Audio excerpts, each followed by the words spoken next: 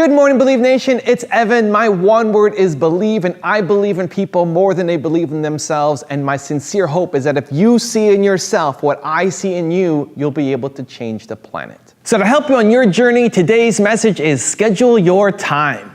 Over to you, Tim Ferriss. I wake up every morning. Espresso keep me going. I wake up every morning. Large, uninterrupted blocks of time. You have to schedule, if you are a creator, blocks of time that are at least 2 to 4 hours or more in length. No Frankenstein monster of 20-minute breaks and 10-minute breaks combined into 3 hours will have the value of an uninterrupted block of 3 hours. If you are trying to make high-level decisions, focus on time-consuming, high-priority projects, push something to a next milestone. We all have the same 24 hours in the day, and if you're like, I don't have time, I can't sleep, I need to cut back on sleep, I need to do this, I need to do that. If you don't have time, you don't have priorities. That's it. I never use I don't have time as a reason for not to do something. I'm allergic to it. As soon as you start saying I don't have time to do something, then you're giving responsibility away to something else. Right? You don't have time. It's not your fault. You just don't have the time. It's somebody else's fault. It's this project's fault, this person's fault. It's always somebody else's fault.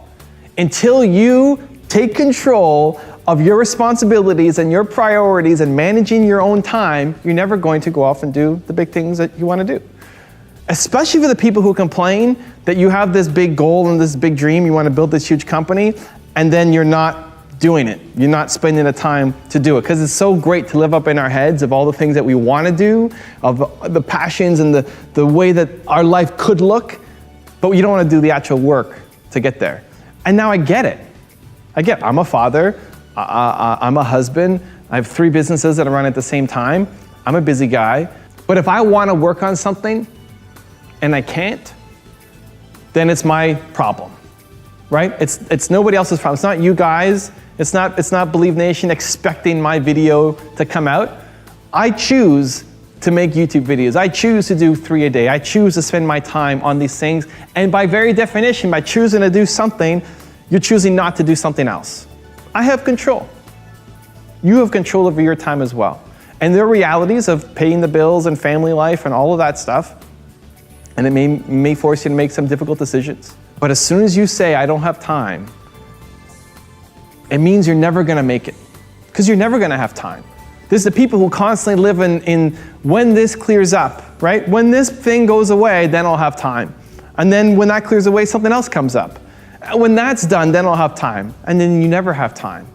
It's never the perfect time. You just have to go and start doing it. Nothing actually starts happening until you put it into your calendar and you start taking action. Otherwise, you're just living in your head and those dreams never come out. And so I would encourage you to, anytime you say, I don't have time, to catch yourself and say, I choose not to make it a priority. This is not a priority in my life. When you start embracing that and actually feeling it, then you'll start making some important decisions on how you schedule your time. Start to think what actually is a priority to you. Start making some tweaks, and you'll start to see some big changes happening in your life and in your business. Now, to Tim's point about creating a schedule, one of the things that I find really helpful is chunking my time. I've talked about this before, but I like having dedicated days to do dedicated things. So, I film once a month for my YouTube channel for the most part, and we come in on a Wednesday and film everything in one sitting. And I'm in video mode. I find it really hard to switch tasks. I think most people do, but I just find it really hard. I can't go from meeting with somebody for half an hour to then writing a book for half an hour to then getting on a phone call for half an hour to then recording the video for half an hour. The switching costs are too high. If I'm gonna write my book or do something else that's really creative, I need half an hour to 40 minutes just to get into it before I'm actually really creating something good. It's why when I make my videos here, I start with the easy stuff first and then I lead to the espressos, because it allows me to warm up, to get going. If I had to come in and boom, just drop an espresso, it'd be a lot more challenging for me. And so anything you do multiple times per week, try to do once per week, multiple times per month, once per month, and so on. Multiple times per day, once per day, right? Like email, social media, if you're doing that all day long, do that once per day. It means that you miss out on some small things. It means that you miss out on getting some opportunities. Maybe some reporter wants to interview you and has a deadline by 3 p.m. today, and you don't open that email till 5 o'clock, you've missed it. But you have to be willing to let go of the little to be able to go for the big. And I used to pride myself as the guy who responded to email super fast. You send me an email, like 2 minutes later, boom, response. I would drop whatever I was doing to respond to your email. And what it meant was I was doing lots of little tasks really quickly, but I never got to focus on the big tasks because I kept getting distracted. And so by chunking your time and by blocking off access in your calendar, it means you'll have to say no to some things, some little projects. Some things will slip through, but you're spending your time on the big projects that matter. And so it's been probably the single most important time management skill practice that I've applied is chunking your time, having one main thing that I do every single day. So, Wednesday is recording YouTube videos, and when I'm not doing that, it's my Lily day, where we're looking at her channel. Thursday is my public-facing day, and we're doing interviews and podcasts and radio shows and YouTube channels and just extrovert mode. Monday is my TDS day, so I'm here, I'm working with Alex, we're working through all the problems that we have to do at TDS, looking at opportunities where we're gonna grow. I'm just in TDS mindset, right? And so every day I'm doing something else. But it also means I will delay something. So if it's something TDS related and Alex sends it to me on Tuesday, I'm probably not gonna get it to next Monday. And so part of that is training the team to say, hey, we gotta get it done on time so I can handle it at the right moment. But it also means that sometimes we may miss windows of opportunities because I haven't seen it. It's not gonna come up again till Monday. And being okay with that. Being okay with dropping some small balls so you can keep the big ones in the air. So the question today is, I'm curious, how are you scheduling your time? Do you prefer to have full days or full afternoons dedicated to one thing at a time, or do you like the variety and the mix up and spending half an hour on one thing and then moving to something else? Really curious to find out your habits. Leave it down in the comments below. Super curious to see what you have to say. And if you leave a comment in the first few hours of this video going live, you have a chance to win one of our 2 daily prizes. I also want to give a quick shout out to Dilip Gilot. Thank you so much for picking up a copy of my book, Your One Word, and taking that picture and sharing it with me. I love the background of Moana. I actually haven't seen that movie yet. Both Nina and Hayden have seen it, and they don't want to watch it again. And so I either have to watch it by myself or force somebody to watch it with me. I don't like watching cartoons by myself, so that's the only issue. We'll see how it goes. But thank you so much for picking up a copy of the book and for sharing it. I really appreciate the support. Thank you guys again for watching. I believe in you. I hope you continue to believe in yourself and whatever your one word is.